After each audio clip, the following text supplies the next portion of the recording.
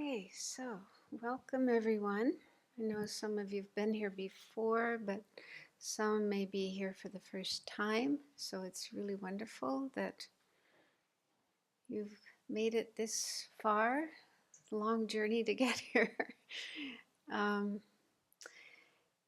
so normally we begin our sessions of teaching with some prayers, and um, and then I'll begin the talk after the prayers. So if you're not familiar with the prayers, they will be on the screen. And no, don't feel obliged to recite the prayers if you don't want to. If you don't understand the meaning, that's fine. You don't have to do it. Hopefully, as we go along, you will have a better understanding of the meaning of the prayers that we do here. But basically, the purpose of reciting the prayers is to help us be in a good state of mind as we engage in learning and practicing, meditating, and so on. I mean, that's basically what we're trying to do in Buddhism is um, bring about positive states of mind as much as we can, and also enact those states of mind in our way of doing things, interacting with people, and so on, trying to do what's beneficial, what brings peace and happiness and benefit to others as well as to ourselves. So that's kind of basically what we're trying to do. Let's just take a few more minutes to really try our best to bring those thoughts, those attitudes into our mind, into our heart, and make that our reason, our motivation for being here. So really try to feel how wonderful it would be if all living beings could have happiness, and its causes could be free of suffering and the causes of that, and could have pure joy, free of any suffering, and could have equanimity, a state of mind that isn't affected by attachment and aversion, liking some people, disliking others, and so on, but have an equal concern and respect for everyone, for all beings. So try to feel how wonderful it would be for that to happen. And it may sound unrealistic, undoable, but we can at least try to bring those values into our own mind, into our own lives, try to live that way ourselves. And in that way, we will be able to benefit others and influence others so that they can also be more like that. So see if that makes sense to you, and if you can feel the aspiration to learn things during this retreat, that will help bring that about.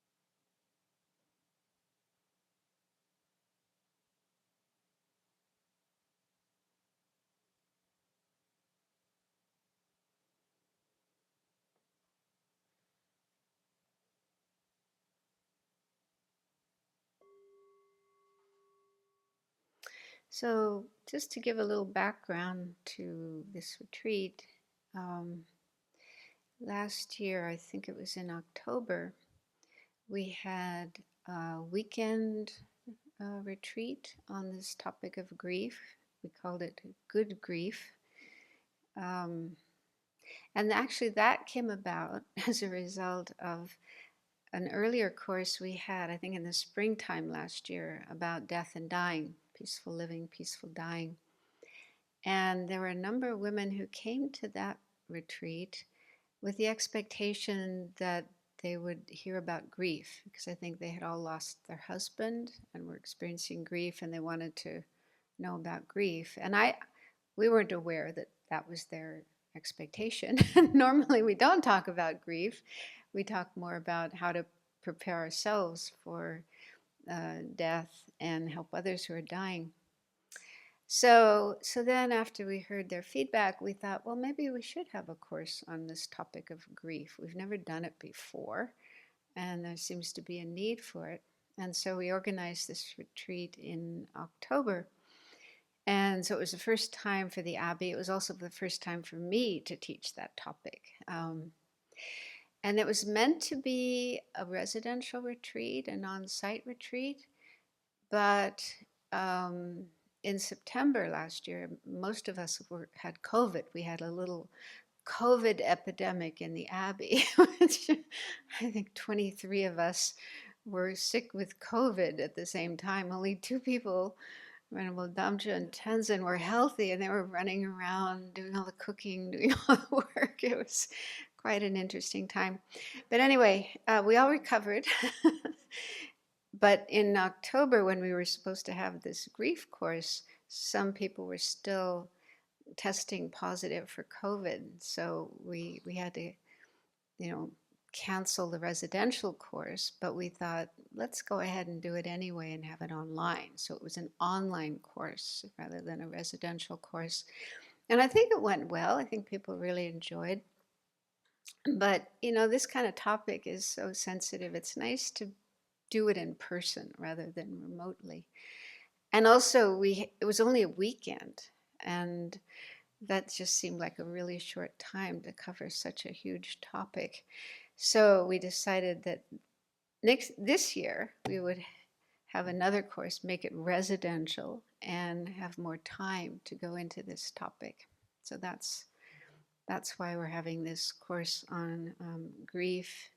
And also resilience. So we're going to be looking at grief. What is grief? How to work with grief. And then resilience. How to develop our ability to recover from tragedies that happen to us. So I think there's a lot of material in Buddhism that can help us to do that. And then we're also doing this practice of White Tara. So I think every year at this time, during the July 4th holidays, there's a retreat related to one deity.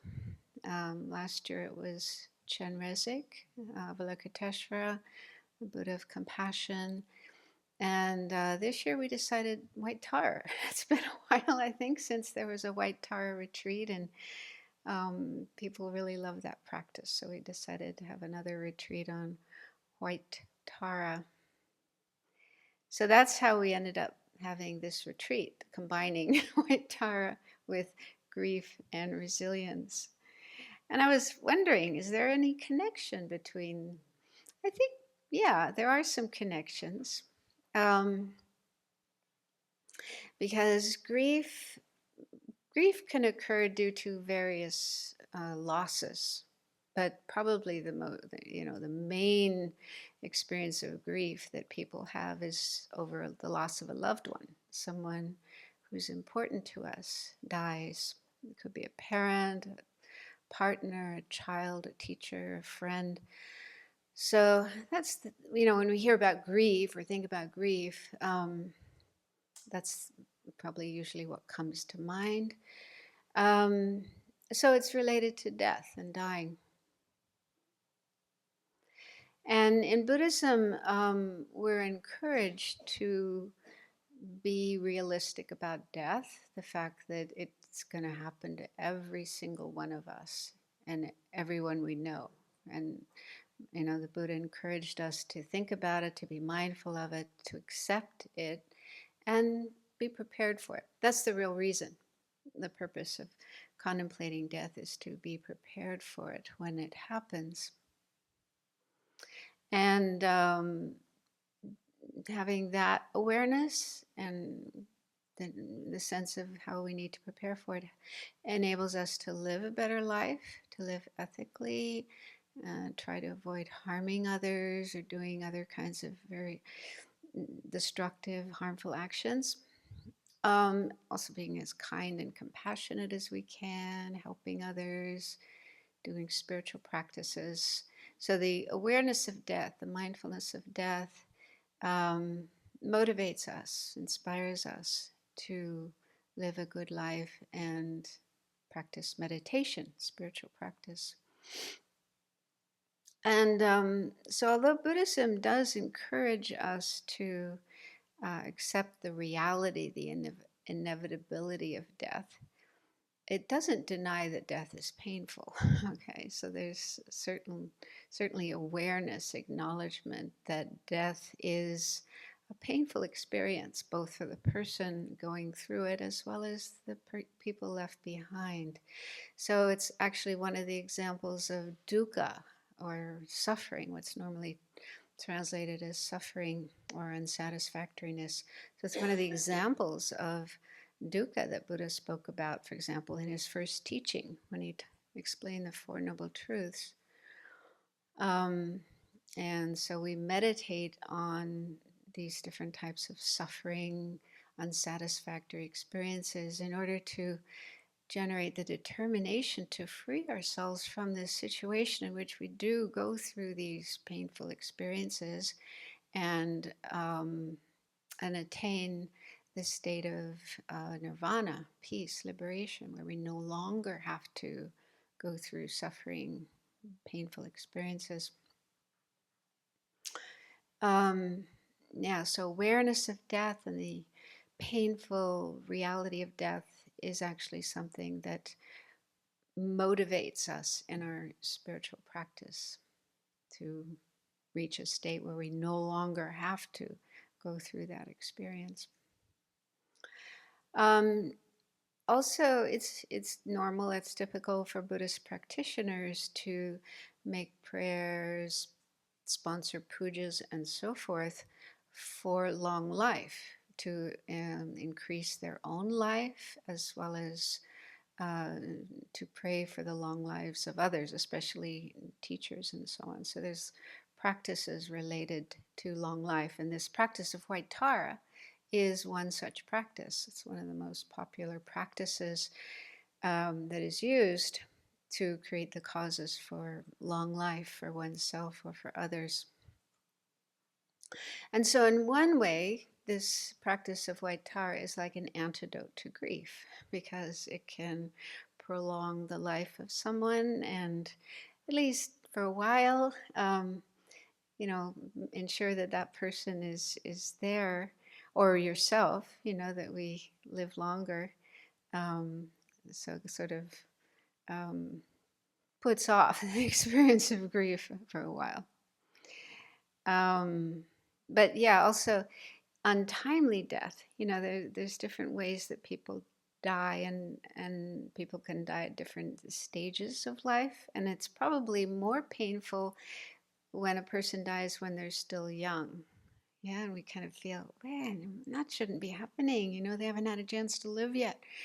Whereas, if somebody is in their 80s or 90s or over 100, it's still painful, but we kind of feel, well, yeah, they managed to, have a long life. And so it's not too surprising that death happens at that time.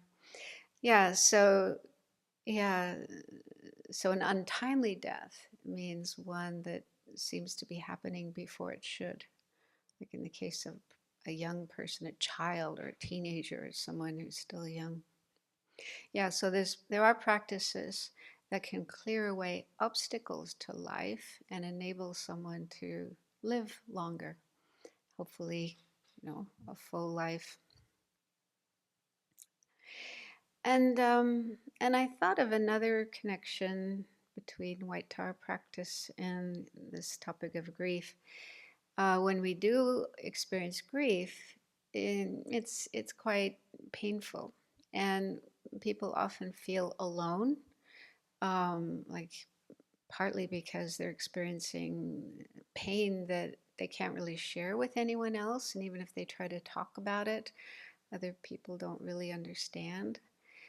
So they feel sort of alone in their pain, and they may also feel abandoned, kind of abandoned. The person who was there and really important to you is no longer there. Um, and so that exacerbates the suffering that we're going through, feeling alone and abandoned.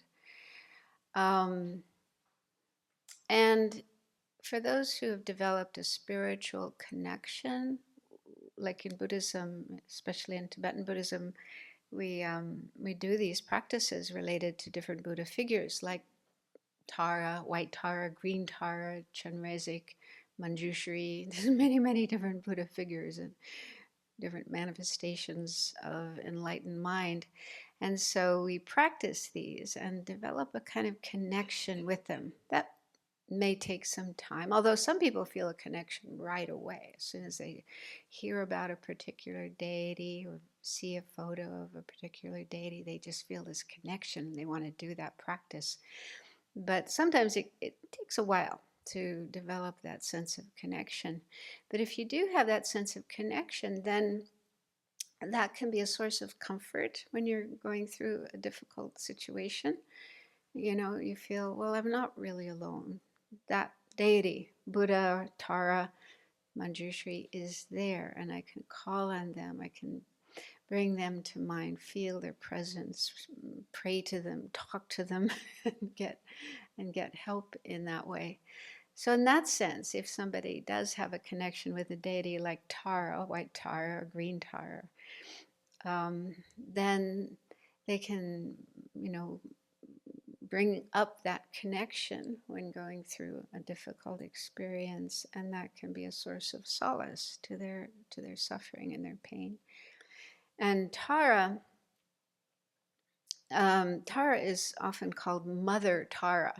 There's this epithet, Mother Tara. Lama Yeshe used to say Mommy Tara.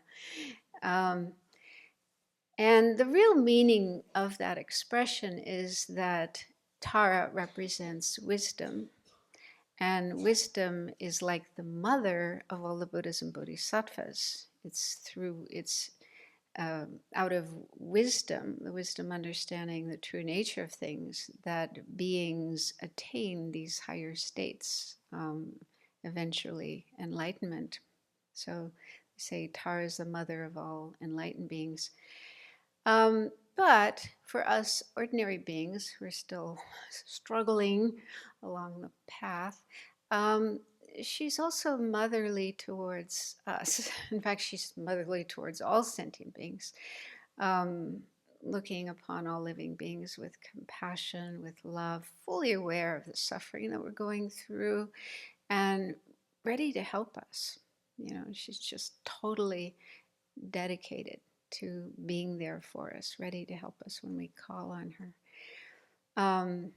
And so again, if you can accept that, understand that, relate to Tara in that way, then yeah, just like, when we're little kids and we're hurt, unhappy, having a problem, we run to our mom.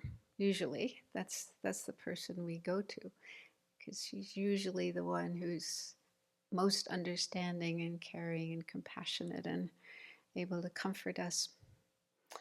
So this is a possibility. It may not work for everybody, but for some people, yeah, just having that feeling of Mother Tara there as someone we can turn to for help when we're in pain.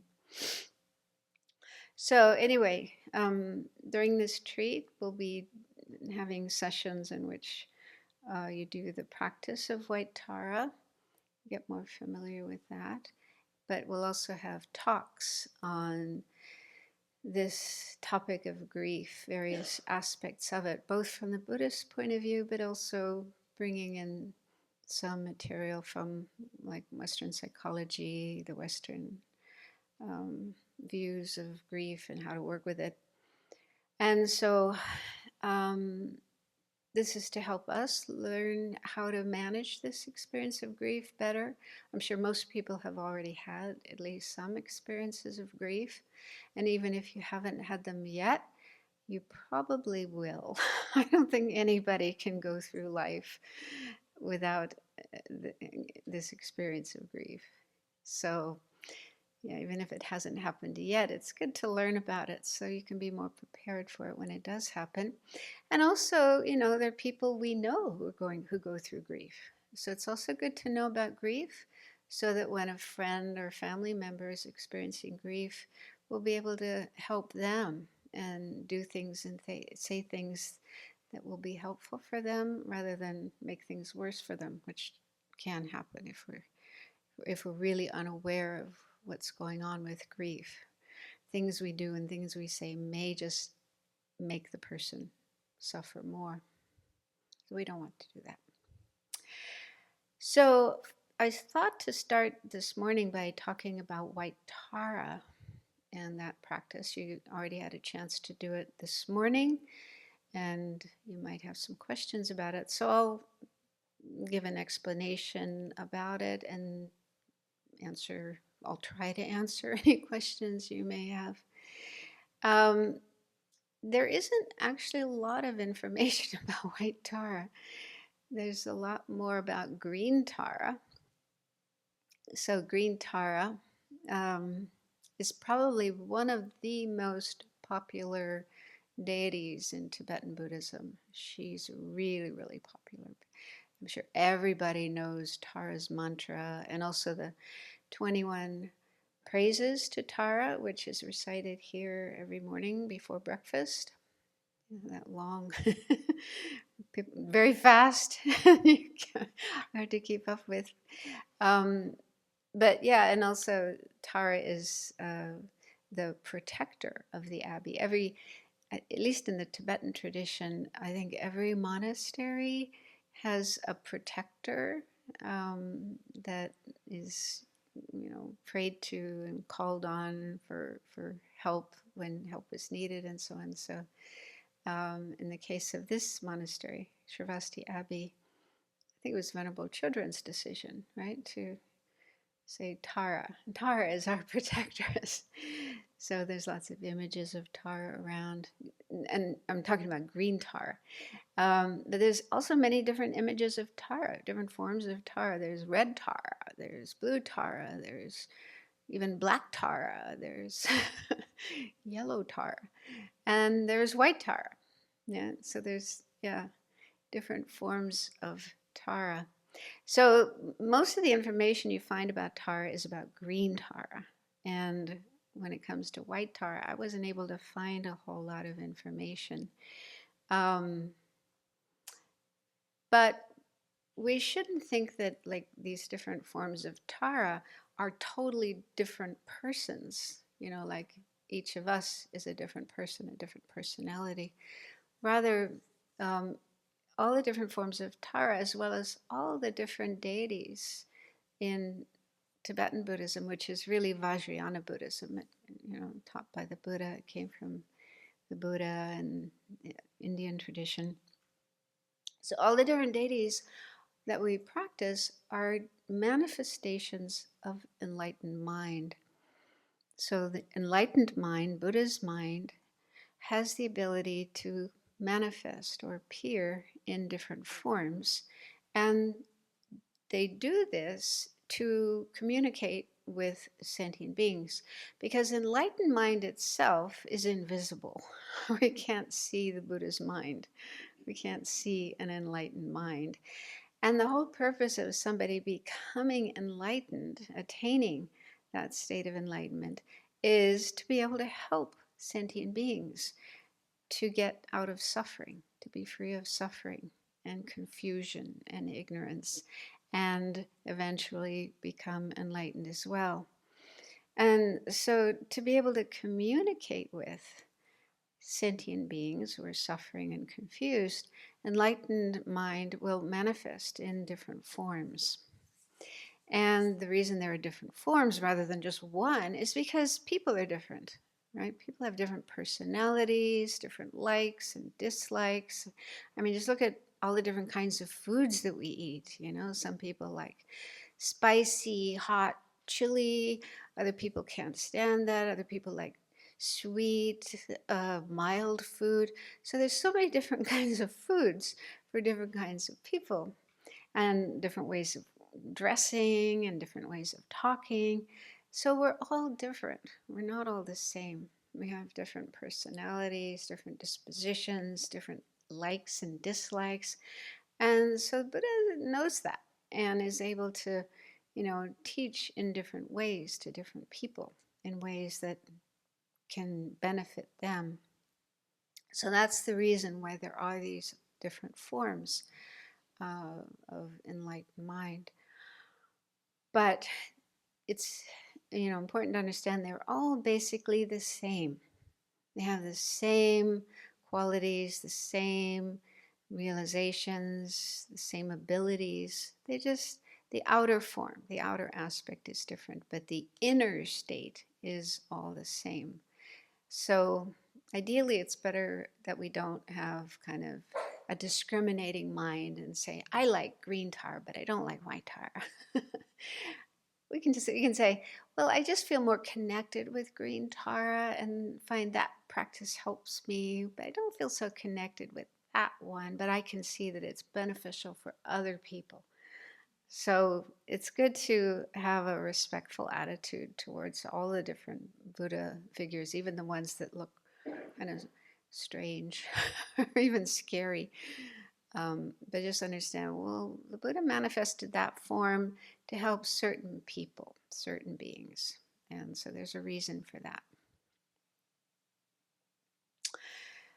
Okay, so white Tara. So one place where there's some information about white Tara is this book called Images of Enlightenment by John Landau and Andy Weber. And so it explains like many of the different deities you find in Tibetan Buddhism. Okay, so white Tara starts off with a description of her. She's seated cross-legged on a lotus and moon seat and holds her hands in the same pose as green Tara. So the right hand is like this. This is called the mudra of giving, giving protection or giving whatever is needed. So it's a giving mudra. And then the left hand is in front of her heart in this mudra. And it said that the two fingers touching, the ring finger and the thumb touching, symbolizes method and wisdom. These are the two main attitudes or practices we need to develop on our way to enlightenment. Method refers to compassion, helping others, and wisdom refers to understanding the true nature of things. So having those two fingers touching, symbolizing method and wisdom, means we need both of those, and they need to be combined and unified in our mind as we are following the path to enlightenment. And the other three fingers are pointing upwards, and they symbolize the three jewels of refuge: Buddha, Dharma, and Sangha. So, so she's kind of similar to Green Tara, except that Green Tara has her right leg extended a little bit, whereas White Tara is seated in the full lotus position. Both legs are up on the thighs of the opposite leg. And then her special attributes are her 7 eyes. So she has 7 eyes, the usual 2, a third one here, and then eyes on the palms of her hands and the soles of her feet. So 7 eyes altogether. And it says, like those of the 11-faced Avalokiteshvara, these eyes allow her to look upon beings in every realm of existence with clear-sighted wisdom and heartfelt compassion. So it's referring to Avalokiteshvara, the window above my head. It shows that deity. This is again one of the most popular deities in Tibetan Buddhism, and the Dalai Lama is said to be a manifestation of Avalokiteshvara. There's different forms of Avalokiteshvara, but this one has 11 faces, 1,000 arms, and 1,000 eyes, because each hand has an eye in the palm of it. Um, so, and then Tara has 7 eyes. So the reason for having all these eyes is to be able to see all the sentient beings throughout the universe and understand what's going on with them, their difficulties, their problems, their suffering, and have compassion to benefit them, and wisdom, knowing what is the best way to benefit them. And then it goes on to say, white Tara is specifically associated with practices designed to lengthen one's lifespan and overcome life-threatening hindrances. In one such practice, she is referred to as Yishin Korlo, the wish-granting wheel, and the practitioner strives to identify him or herself with this deity and thereby purify all obstacles to longevity. So there's different practices related to white Tara. The one that's here in the red prayer book that you're doing in the retreat is a relatively short and simple practice. And there's other longer, more complicated practices that I think some people have done in previous retreats here. And usually for those practices, you need to receive an empowerment, and you actually identify yourself as white Tara after meditating on emptiness, generating the right state of mind. And that's really the practice that is done to increase your lifespan. If you have life obstacles, like one time it happened to me, it was about maybe 15 years ago, I can't remember, 20 years ago. Just out of the blue, I got a letter or email from my teacher saying there were obstacles to my life. And then there was a list of practices to do to clear away these obstacles. And one of the practices was a retreat, a white Tara retreat with a certain number of mantras. I don't remember how many. And there was also making tsatsas, these little images, like usually made of clay or plaster or some kind of material in a mold. So making tsatsas of white Tara. So I was very happy to have a chance to do those practices and clear away obstacles. And I'm still alive after 20 years. So shows that it works.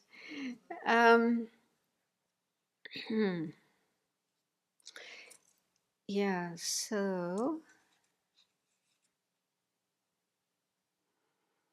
I'll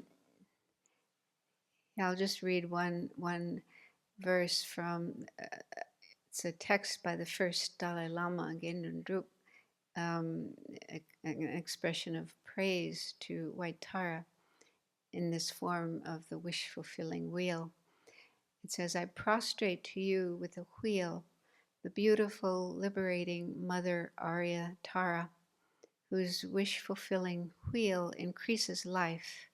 Through this request to you, Goddess, please protect me with your power from all the obstacles to my life, as well as from sickness and suffering, and bestow upon me all the common and supreme attainments without exception. So the reason it talks about a wheel is because when you do that particular practice, you visualize this 8-spoked wheel at your heart with lots of different letters, Sanskrit letters, or Tibetan letters, or whatever, and you recite the mantra. And there's other visualizations as well. It's a little complicated, but a very beautiful practice. And so you can do this practice on your own behalf to clear away obstacles and lengthen your lifespan, but you can also do it on behalf of others. And it's very common in our tradition to do it on behalf of teachers, especially because it's it's so precious to have them in the world. We want them to stay in the world as long as possible because they're doing so much good for ourselves and for others. And so their presence in this world is very valuable, very precious, and we want them to be here with us. So it's quite common to do the practice of White Tara on behalf of teachers, spiritual teachers, and also to offer statues of White Tara, tankas of White Tara, and so on.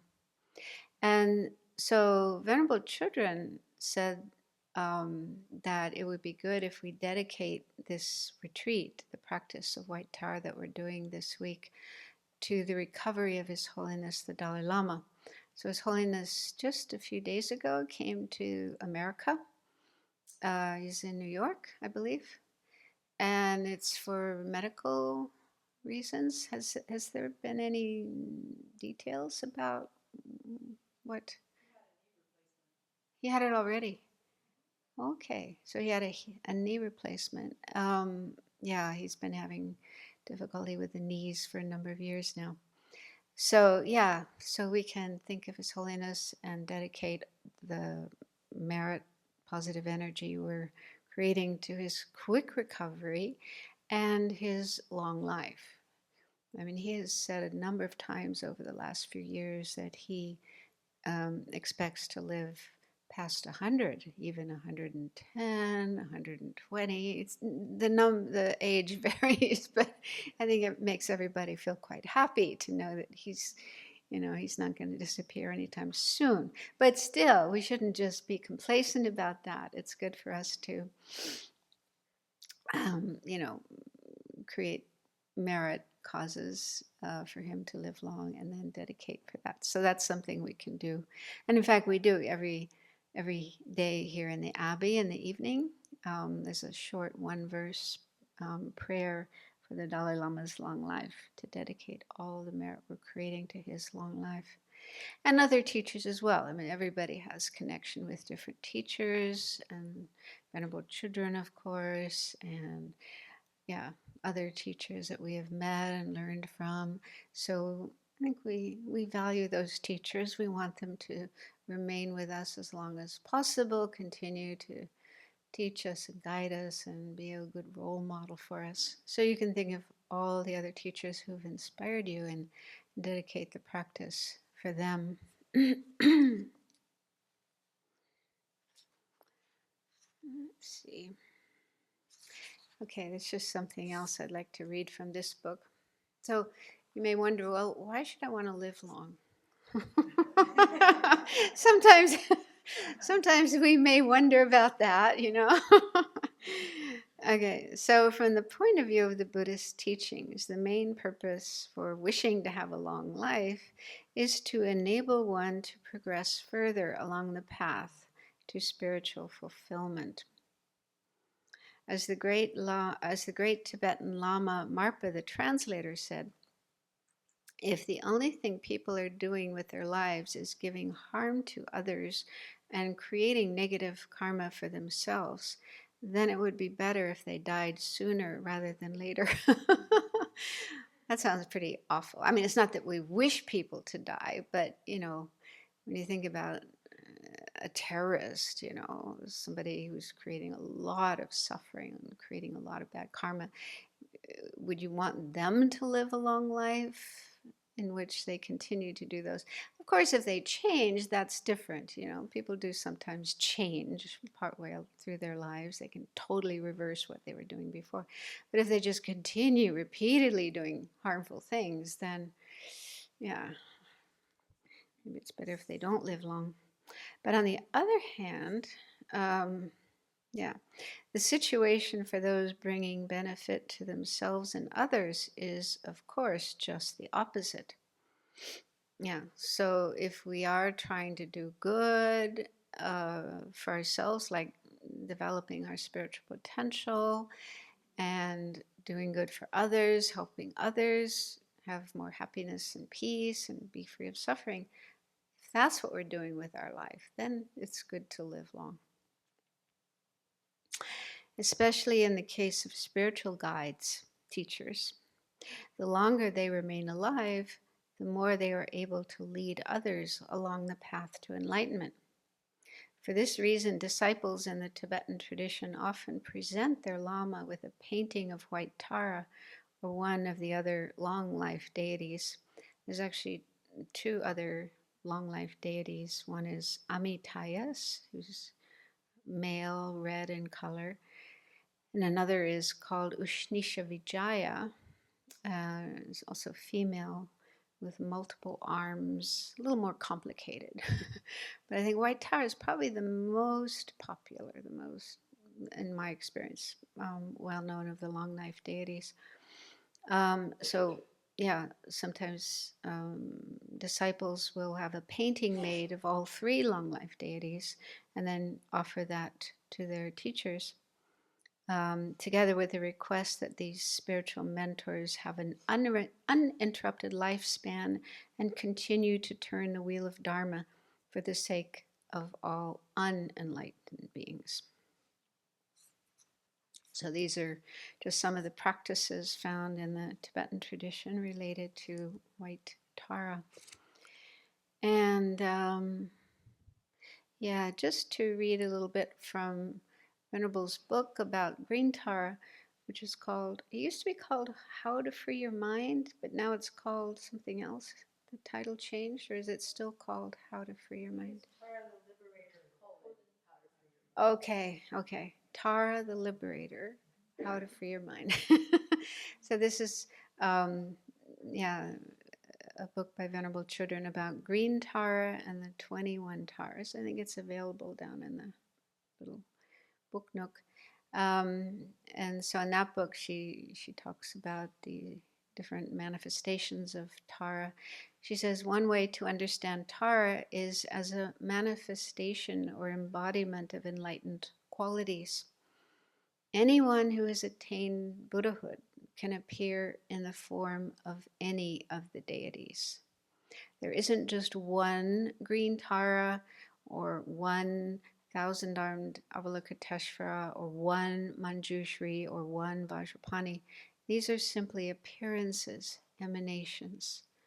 Okay, so it means anyone who has attained enlightenment, anyone who is a Buddha, who has that mind of a Buddha, can appear in these different forms. So you can have multiple Taras and Chenreziks and so on all over the universe working for sentient beings. A Buddha's mind is beyond our present limited perceptual or conceptual abilities. We can't see the Buddha, and we can't, even to understand, like to really understand a Buddha and their experiences is beyond our abilities. All enlightened beings practiced for eons to purify their minds and enhance their capabilities in order to benefit us. But they need a way to communicate with us, to lead us on the path out of suffering to full enlightenment. Since we are embodied beings who relate to color, shape, and other objects of the senses, the compassionate Buddhas appear in various forms in order to communicate with us. Tara, like other meditation deities, is one of those forms.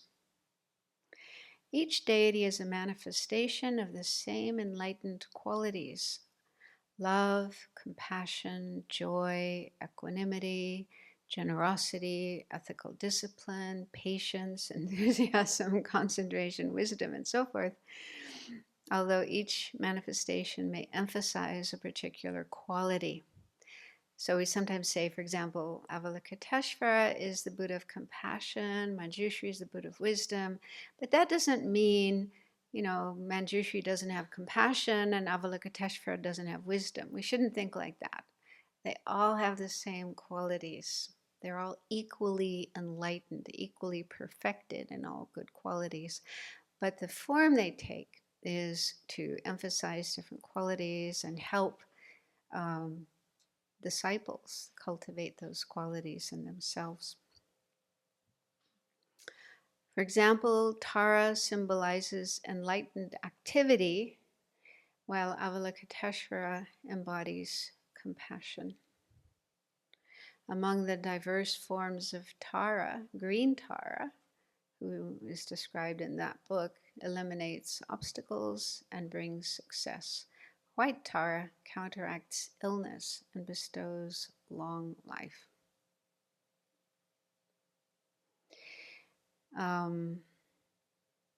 So in Mahayana Buddhism, the form of Buddhism we practice here, the Tibetan form of Buddhism, our ultimate goal, our long-term goal is enlightenment, becoming enlightened, becoming a Buddha, so that we can benefit all living beings.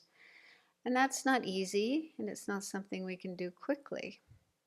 We need a lot of time to be able to create all the causes for enlightenment, all the different realizations in our mind, and so on.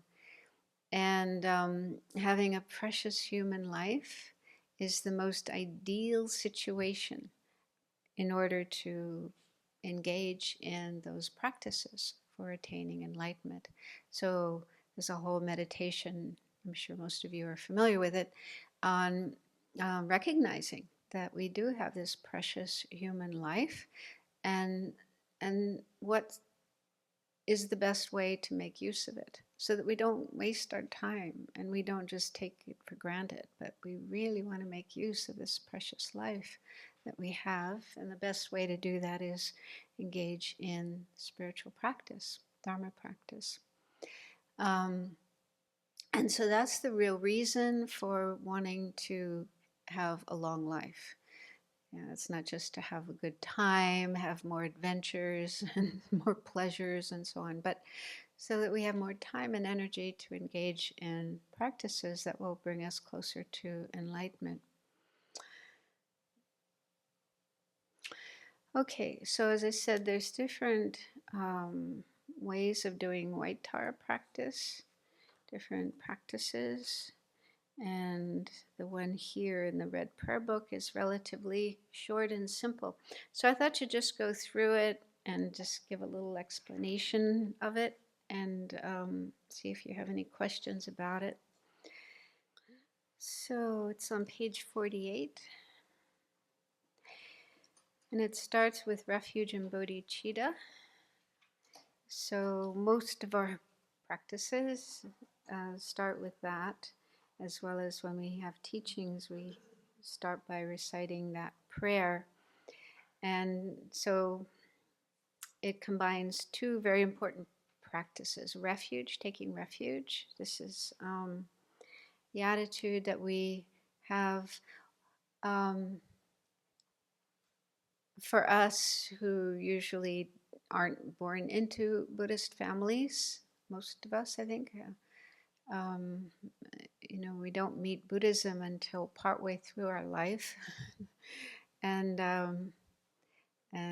so we need to first learn what Buddhism is all about, the Buddha, what kind of qualities he has, and so on. So it's good to spend some time learning about Buddhism and deciding for yourself if this is something you want to pursue, you want to learn more about and engage in and practice, make part of your life.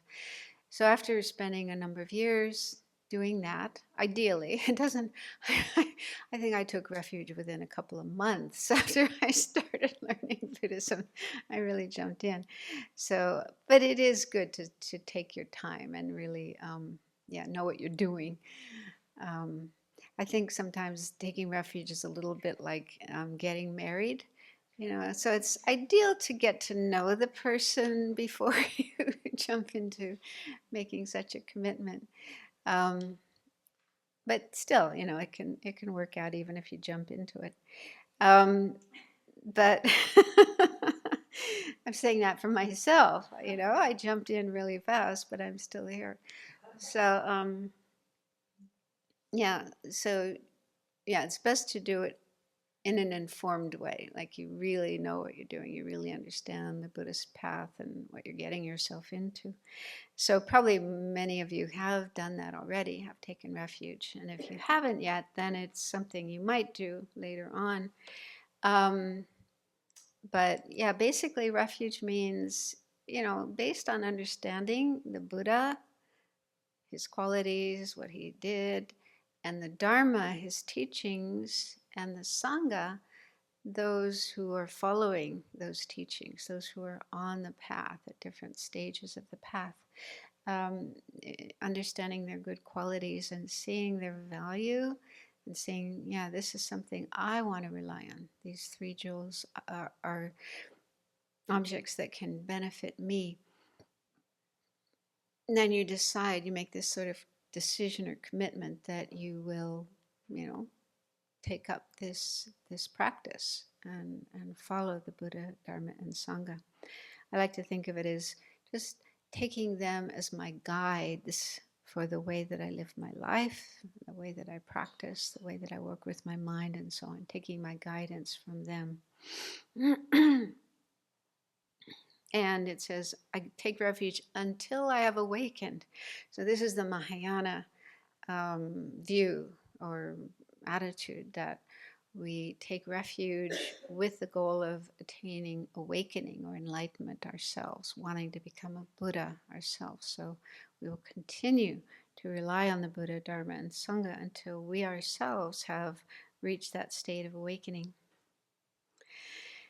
And that's refuge. And then bodhicitta is that very attitude of wanting to become a Buddha, fully enlightened, for the benefit of all living beings. So there's a whole lot about that. I won't go into it now, but there's methods, meditations for cultivating that state of mind, and you do those meditations again and again and again, making your mind more and more familiar with love and compassion, the wish to benefit others, and eventually at some point this natural, spontaneous wish or aspiration to become a Buddha, to benefit others, will arise.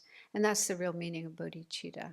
It's when that aspiration arises spontaneously, effortlessly in your mind.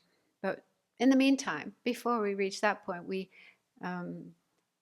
generate it in a contrived way. We work ourselves into that state of mind. So it says, by the merit I create by engaging in generosity and the other far-reaching practices, may I attain Buddhahood in order to benefit all sentient beings. Although we decided a few years ago to change this, instead of may I attain Buddhahood, I will attain Buddhahood. It sounds a little stronger, a little more committed. Yeah. So that's the expression of bodhicitta, is I will become a Buddha in order to benefit all sentient beings. And we understand that becoming a Buddha isn't just a question of wishing.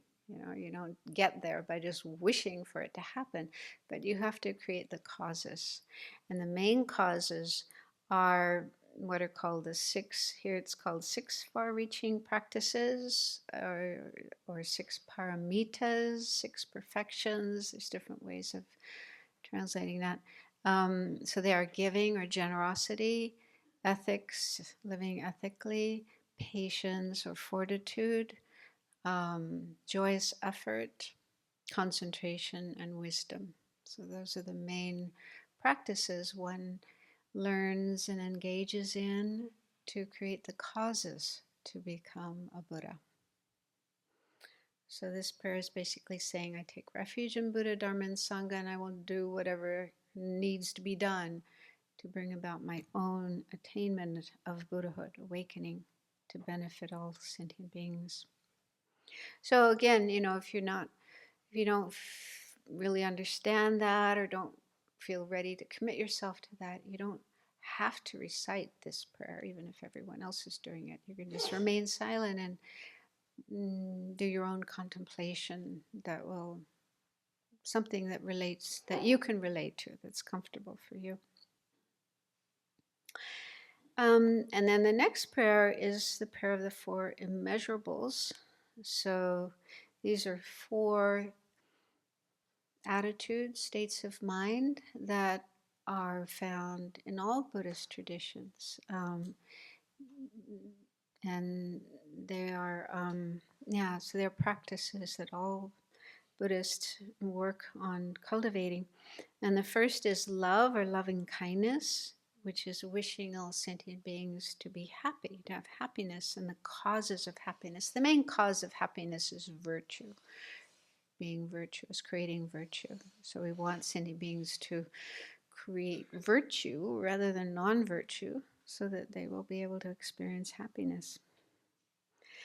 And the second is compassion. May all sentient beings be free of suffering and its causes. And the main cause of suffering is non virtue, like killing and stealing and engaging in hatred and, yeah, different kinds of hateful or greedy, selfish behavior. So we want sentient beings to be free of all of those. And then may all sentient beings not be separated from sorrowless bliss. So sorrowless bliss can refer to happiness in the future. We want them in their future lives to be born in good situations, not unfortunate ones, and eventually attain freedom from all suffering, liberation, enlightenment. So, wishing higher forms of happiness for sentient beings. And then the last is equanimity, which is a state of mind that's free of the two attitudes of attachment and aversion, liking some and disliking others. So that's obviously, and we can see so many examples in the world today of how attachment and hostility, um, having bias, discrimination, divisive attitudes, how that leads to so much suffering for oneself and for others. And so, wishing that sentient beings could be free of those attitudes and have equal concern, equal respect for everyone, rather than being biased and discriminating. Okay, so these are practices to set our mind in the right state for engaging in the actual practice of white tar. And it doesn't mention any visualization at this point when you're reciting refuge and bodhicitta. Some of you might be familiar with the refuge visualization, like last winter, the retreat from afar. Some of you may have participated in. The main practice there was refuge, and so you would have learned the visualization for taking refuge. So if you're familiar with that, you can do that. Or a simple refuge visualization is the Buddha, visualizing the Buddha. So you can imagine the Buddha in front of you, and think that the Buddha embodies all the objects of refuge, all the three jewels, and then take refuge in that way. Okay, then the next is this is kind of the main part of the practice, visualization of white Tara and reciting the mantra. So it describes the visualization of white Tara in the space above your head. So I won't go through that whole thing, but it just describes what Tara looks like. And when you visualize a deity up above your head, it's similar with Vajrasattva. There's a practice we do of Vajrasattva, which is also visualized above the head. You shouldn't imagine it right on top of your head, like sitting on top of your head, but a little, a few inches space between the top of your head and the lotus, which is the seat for the deity. And when it comes to visualization, I know a lot of people have difficulty. I have difficulty even after all these years. So don't feel bad if it's difficult. But it does get better with time. If you just keep working at it, keep practicing it, then gradually it gets better. And I always tell people, don't worry if you're not able to have a perfectly clear, complete visualization. Sometimes we expect that of ourselves and then get frustrated if it doesn't happen. So I say, just do the best you can and try to feel the presence of the deity. Try to feel the deity is there, even if you're not able to visualize perfectly and clearly. So I feel that's the most important thing, is to feel why Tara really is there, even if I can't see her. And with more practice, eventually you will start to see her more. And the whole visualization should be made of light. I know sometimes people have difficulty with that, but I think it's helpful if you think of a rainbow. We've all seen rainbows in the sky, and sometimes they're really bright and almost solid. It almost looks like something solid there, but we know it's not. It's just an appearance, and if we try to go there and touch it, we won't actually be able to, but it can still appear very bright. So you could think of a rainbow that you've seen and think that, the image you're visualizing there above your head is similar to that. It appears, it's very bright, but it's not solid, like our bodies and other material things that we contact. So again, that probably takes time to get that sense of appearing and made of light, bright, radiant, and not solid. So then it describes the visualization, what she looks like. And for myself, when I do visualizations, I really like to imagine the expression, the facial expression, being very loving. Can you put the slide up? I made some slides. I found this really lovely picture of kind of a close-up of Tara's face. I like that one. So, just very sweet and smiling. I mean, you can use your own mind to make the face the way you like, but that's what I like. I like to see a smiling, sweet, peaceful face. And it says here, she looks at you and all sentient beings with complete acceptance and compassion. I try to imagine that expression. And again, if it's difficult to visualize, don't worry about that, but try to feel, oh, up there above my head is this being, Tara, and she has love and compassion for me and every other living being in the universe. Not the slightest anger. There's no anger, there's no criticalness, no judgmentalness, no negative feelings at all, just pure unconditional love and compassion, accepting us as we are. She can see all our messiness, all our afflictions, all our problems, all our mistakes, but doesn't judge us. No judgmentalness at all, just complete acceptance as we are. So I think it's very helpful to contemplate that and try to feel that is the attitude Tara has towards us and every other living being.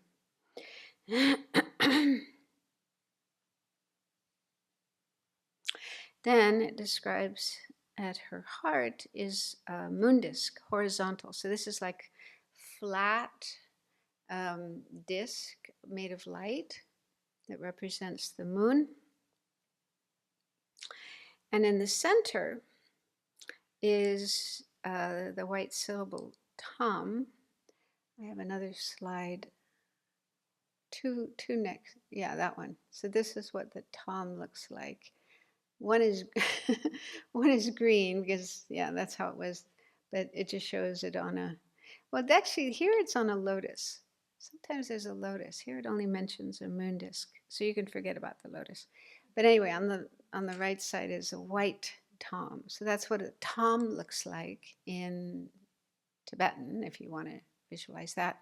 Or you can just visualize TAM, Roman letters. So the seed syllable tam represents her enlightened qualities, her enlightened realizations. So again, don't worry if you can't actually visualize it. Just think that that's there at her heart, and light radiates from the tam, and you can imagine it going all throughout the universe. And then it brings back all the life force that has been scattered or lost. And that dissolves into the tam in the form of light. So I have to admit, I don't really understand the meaning of this, what life force is and how it can get scattered or lost. Yeah. But apparently that's something that can happen. We have a certain amount of karma. They say our lifespan, how long we live, is mainly due to our karma. We created in past lives, we created the karma to be in this life, to have this life, this body. And part of that karma also includes how long we have to live. Okay, so we have a certain amount of karmic energy to live, a certain amount of time. And we don't know we don't know how long that is, but it's mainly the result of our karma. So I think, life force means that energy we have to remain alive, to continue living. So somehow, don't ask me how, that can get scattered or lost. So we imagine the light going out from the tam and bringing back that life force, that life energy that may have been scattered and lost. And it comes back and absorbs into the tam, the seed syllable at Tara's heart, in the form of light. And then a second time, light rays go out from the tam and they hook back the power and inspiration of all the Buddhas, Bodhisattvas, and those who have attained the realization of long life. So that might be a little easier to understand if you can accept that there are Buddhas and Bodhisattvas. Buddhas are those who have already attained enlightenment. Bodhisattvas are those who are on the way to enlightenment, bound and determined to get to enlightenment, and they're at different levels, different stages of that. And so those are beings who have incredible love and compassion and dedication to helping all living beings, and a huge amount of positive energy, merit. So we imagine that energy from the Buddhas and Bodhisattvas, again, coming back and absorbing into the tam.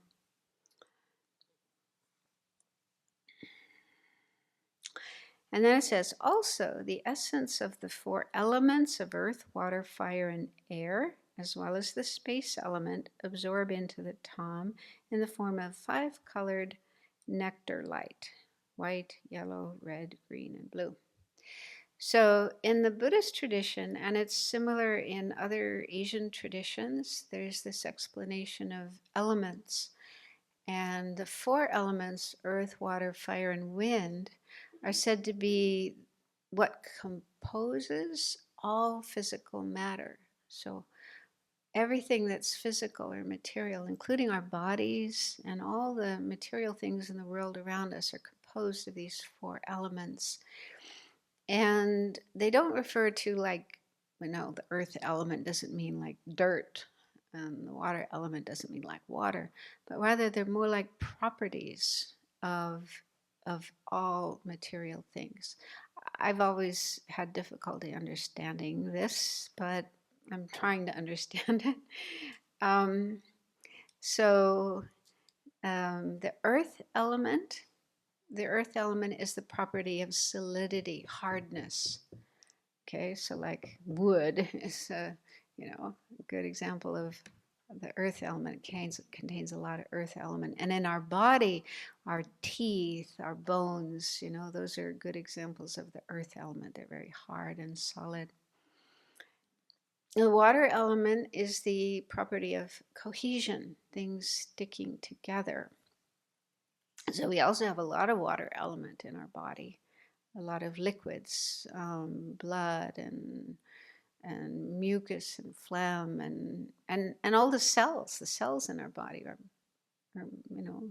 contain quite a bit of liquid. And also in the external world, of course, water, all the different bodies of water. But, even more solid things do contain a certain amount of water. And then the fire element is the property of heat. So in our body, we have a lot of heat, like the normal temperature of our body is 98.6, which is pretty warm, right? So that heat in our body enables us to stay warm, and also digestion. Digestion is related to the fire element. So that's the fire element. There's also fire element in the world around us. Of course, the sun. But again, everything does have a certain amount of heat in it, even if it's just a little bit. And then the air element is the property of expansion and movement. So in our body, the most obvious example of the air element is breathing. But also there's a lot of movement going on in our body, just like being able to move our body, our limbs and our mouth and our eyes and so on. This is due to the air element.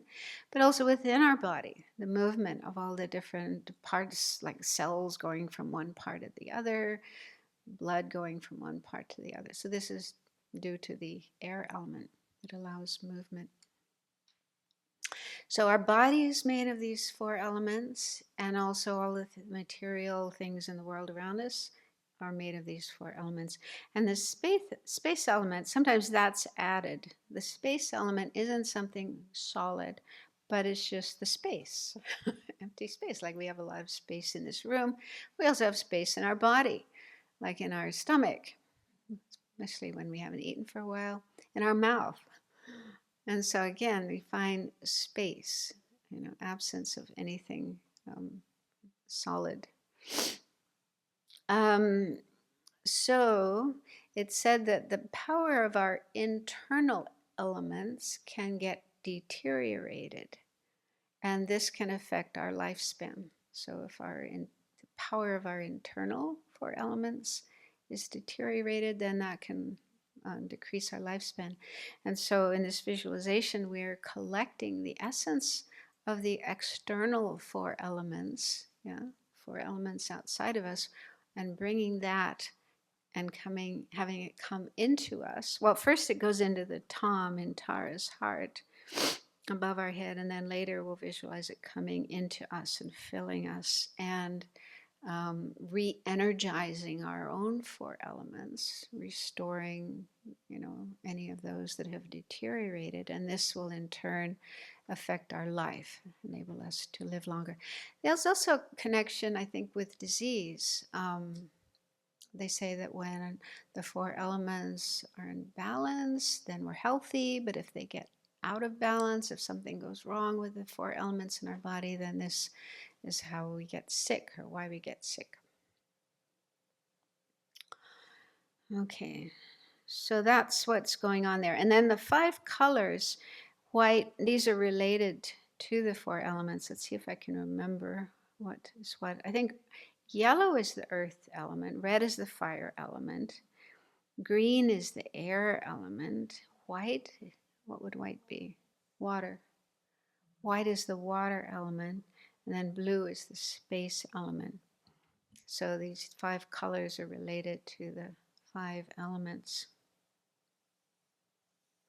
Okay, so then after all that absorbs into the Tom at Tara's heart, then we imagine light and nectar flowing into us, filling our bodies, and dispels all negative karma, disturbing attitudes, negative emotions, disease, interferences, and dangers of untimely death. So you can imagine whatever negative stuff there is in your body and also in your mind, like afflictive emotions, these get flushed out of your body. It's very similar to Vajrasattva practice, right? Those who are familiar with that. You imagine them going out in the form of like dirty liquid, and your body becoming pure and clear, like crystal. your mind too becomes clear and blissful. So again, just try your best to do this visualization and don't worry if it doesn't work.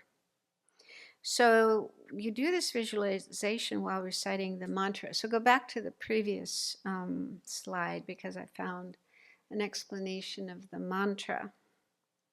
People always like to know what they're saying. They always, when they translated Buddhist texts into Tibetan, they didn't translate mantras. Mantras are always in Sanskrit.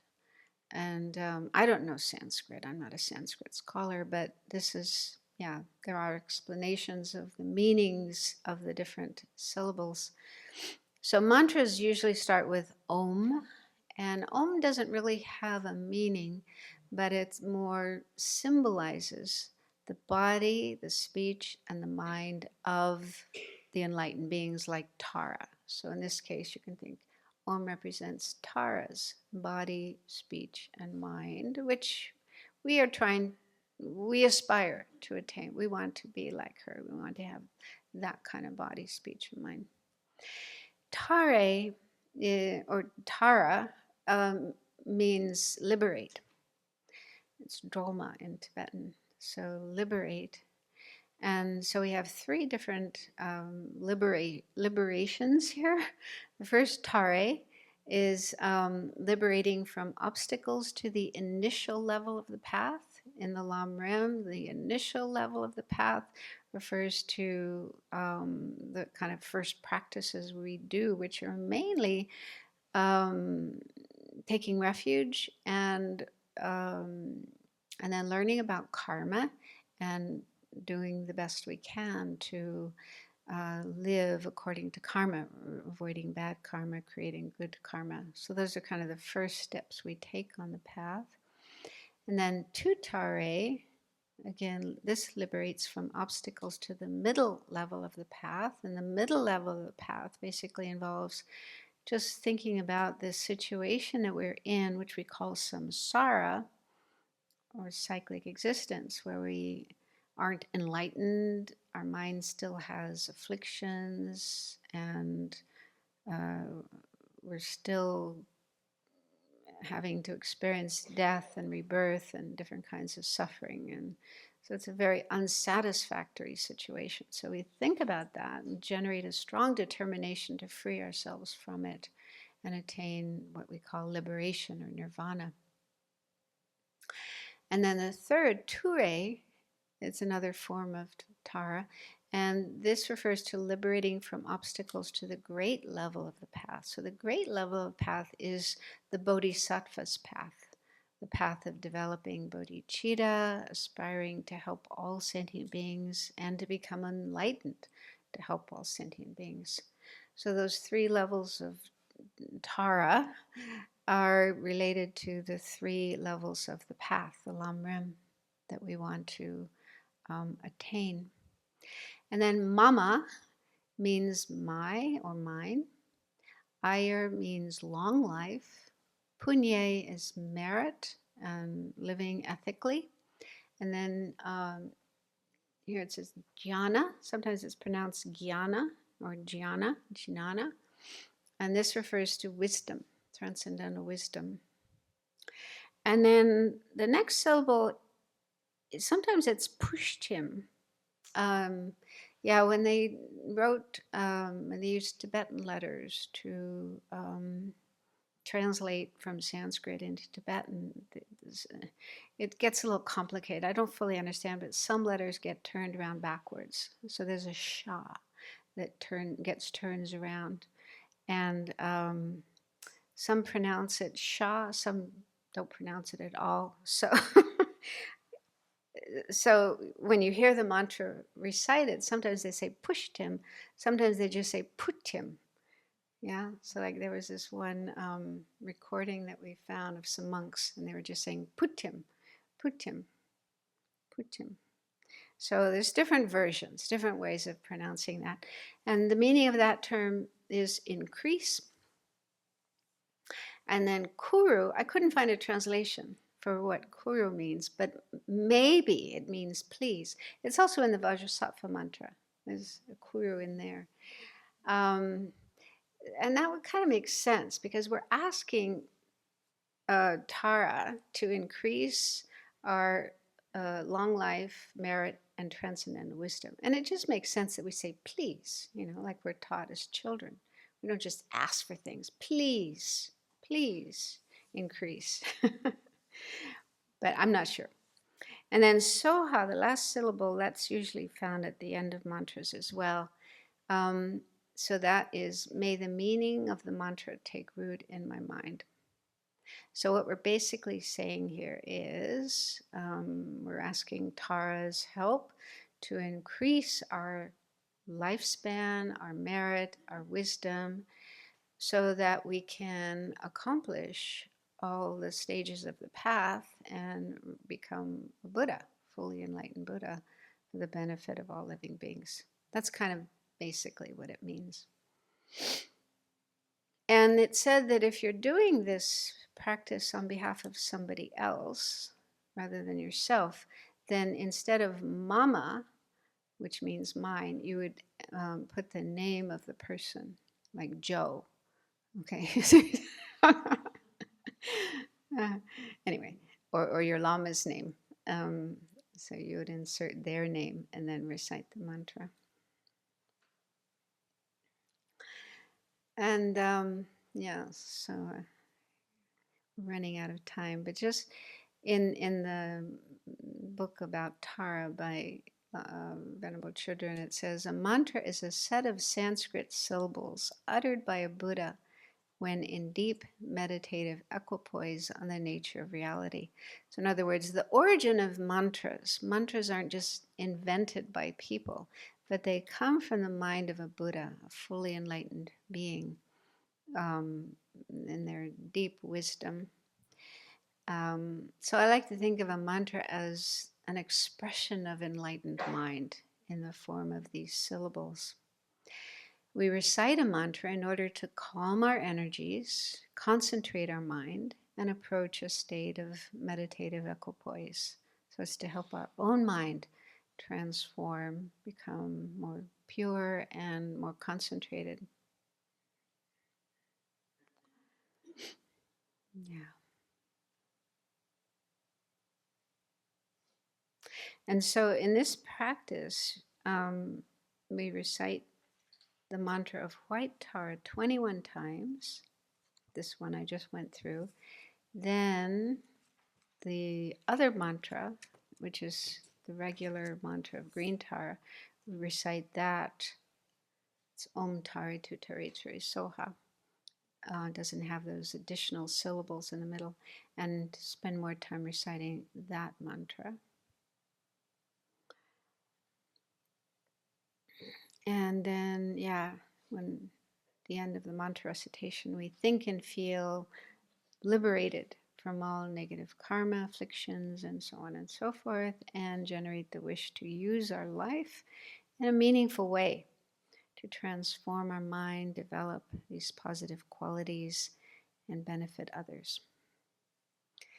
So I didn't leave time for questions, but I'll do that in the afternoon. So if you do have questions about the practice, there's already one. Well, it's not about the practice, but it's about something else.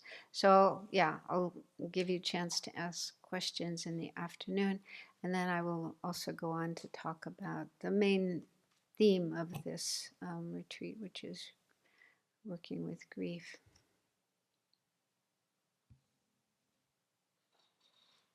Oh yeah, I had been requested to give a transmission of the mantra. Yeah, is that? Yeah, well, I didn't have a chance to. Yeah. So how were you chanting it this morning when you did the practice? Oh, that's fine. That's fine. Yeah. I think, when Tibetans do practices together, I don't think they usually have these tunes, these kind of fancy tunes that they use. They just, well, maybe because they're mostly monastics and they don't usually sing. They just kind of chant it in a monotone. So I think if you have whatever chant you have, would be fine. And so what they usually do is they chant the mantra together out loud a few times, and then they go silent and let people continue chanting on their own more quickly and silently. So that's how it's usually done. So whatever tune you use is fine. Yeah, I was looking online, how there's YouTube, there's all these YouTube videos of mantras being chanted, often in very melodious music in the background and so on. I mean, it's very beautiful. Um, but yeah, in a retreat situation like this, I think it's better to keep it kind of simple. Simple and unadorned. But when you go home in, your own, you can look those up and maybe have have them playing. It's quite nice to have in the background as you're doing your work and so on, to have these mantras playing just to help keep your mind in the practice. Okay, so we'll stop there, and we'll do some prayers to dedicate the merit, the positive energy we've created in this session, sharing it with all sentient beings.